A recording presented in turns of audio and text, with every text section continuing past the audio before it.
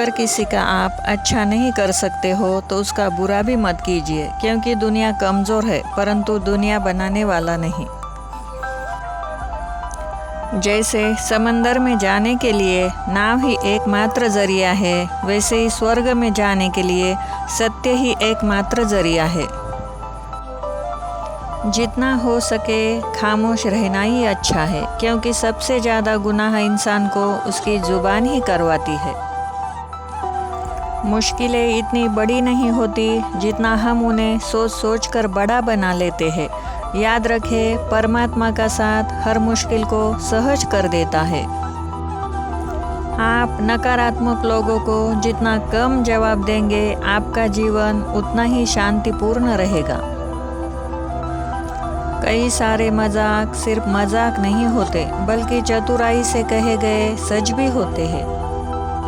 जहाँ आपकी अहमियत नहीं होना, वहाँ जाना बंद कर दो, चाहे वो किसी का घर हो या चाहे किसी का दिल। जिसने मन को जीत लिया है उसने पहले ही परमात्मा को प्राप्त कर लिया है, क्योंकि उसने शांति प्राप्त कर ली है। ऐसे मनुष्य के लिए सुख दुख, सर्दी गर्मी और मान अपमान एक जैसे ही है। जीवन में एक साथी इतना अच्छा और सच्चा भी होना चाहिए कि जब हम गलत हो तब वह हमारी गलती बता सके, और जब हम सही हो तब वह हमारे साथ खड़ा हो सके। जो भाग्य में है वो भाग कर आएगा, जो भाग्य में नहीं है वो आकर भी चला जाएगा। इसलिए बेहिसाब हसरतें न पालिए, जो मिला है उसे संभालिए। ढूंढना है तो अपनी परवाह करने वाला ढूंढो, क्योंकि इस दुनिया में आपको इस्तेमाल करने वालों को आप ढूंढ ही लेंगे। जब अकेले हो तो विचारों को नियंत्रण में रखो, जब दोस्तों के साथ हो तो जीभ पर नियंत्रण रखो, और जब गुस्से में हो तो फैसलों पर नियंत्रण रखो। जब आप अपने आप पर यकीन करने लगते हैं, तभी जीवन में चमत्कार होने लगते हैं।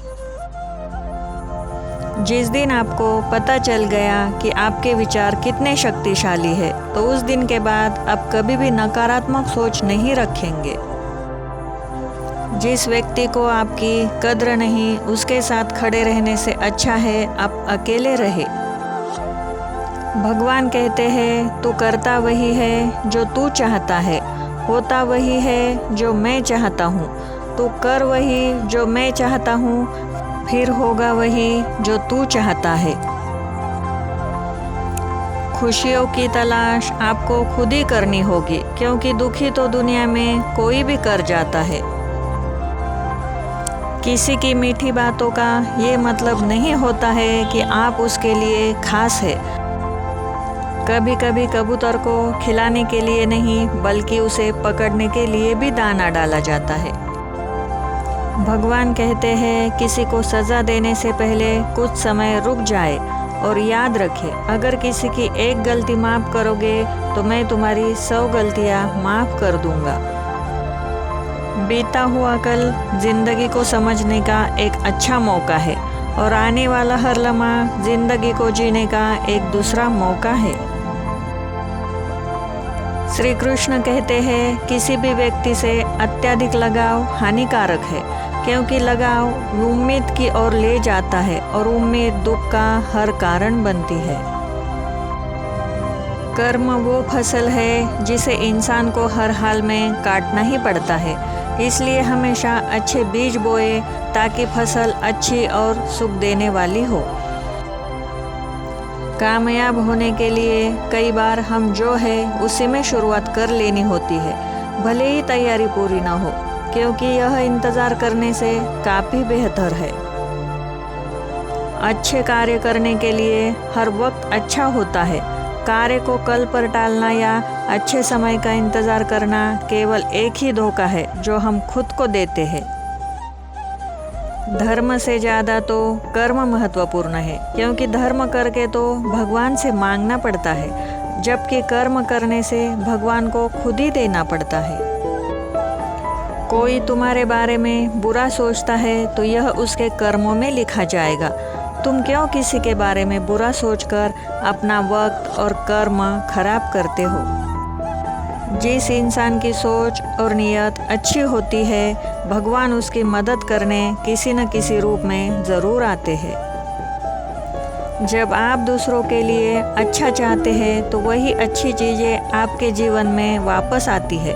यही प्रकृति का नियम है। जब ऊपर वाला आपसे कुछ वापस लेता है तो ये मत सोचो कि उसने आपको दंड दिया है। हो सकता है कि उसने आपका हाथ खाली इसलिए किया है कि पहले से कुछ और ज़्यादा और बेहतर देने के लिए। हर इंसान में ये काबिलियत होती है कि वो अपना हर सपना पूरा कर सके, पर हर कोई सफल इसलिए नहीं हो पाता क्योंकि वो तुरंत सफल होना चाहता है या फिर आधे में ही हार मान जाता है। अगर आपको सफल होना है तो धैर्य रखें और अपना पूरा ध्यान और हर छोटे छोटे कदम पर दे जो आपको आपकी लक्ष्य की ओर ले जाए। यदि कोई इंसान जो चाहता है उसे विश्वास के साथ करता है तो वो जो चाहे वो बन सकता है। जिस इंसान के पास सब्र की ताकत है उसकी ताकत का कोई भी मुकाबला नहीं कर सकता है। न तो यह शरीर तुम्हारा है और ना ही तुम इस शरीर के मालिक हो। यह शरीर 5 तत्वों से बना है: आग, जल, वायु, पृथ्वी और आकाश।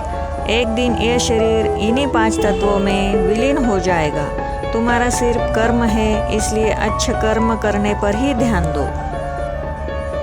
सही कर्म वह नहीं है जिसके परिणाम हमेशा सही हो, बल्कि सही कर्म वह है जिसका उद्देश्य कभी गलत ना हो। सत्य कभी दावा नहीं करता कि मैं सत्य हूँ और झूठ बार बार दावा करता रहता है कि मैं ही सत्य हूँ। नर के 3 द्वार है: वासना, क्रोध और लालच। मानव कल्याण ही भगवत गीता का प्रमुख उद्देश्य है। इसलिए मनुष्य को अपने कर्तव्य का पालन करते समय मानव कल्याण को ही प्राथमिकता देनी चाहिए। जो व्यवहार आपको दूसरों से अपने लिए पसंद ना हो, ऐसा व्यवहार दूसरों के साथ कभी भी ना करें। अच्छे कर्म करने के बावजूद भी कुछ लोग सिर्फ आपकी बुराइयां ही करते हैं।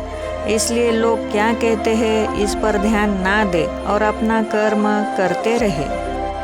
मैं कर सकता हूँ ऐसा सोचना आत्मविश्वास की निशानी है। सिर्फ मैं ही कर सकता हूँ यह सोचना घमंड है। तो आत्मविश्वास को अपना लो और घमंड को छोड़ दो। विश्वास रखो कि जो हुआ है वह अच्छा ही हुआ है और जो हो रहा है वह भी अच्छा ही हो रहा है और जो होगा वह भी अच्छे के लिए ही होगा। हर इंसान को कर्म में विश्वास करना चाहिए क्योंकि यह जगत ही कर्मयोग है।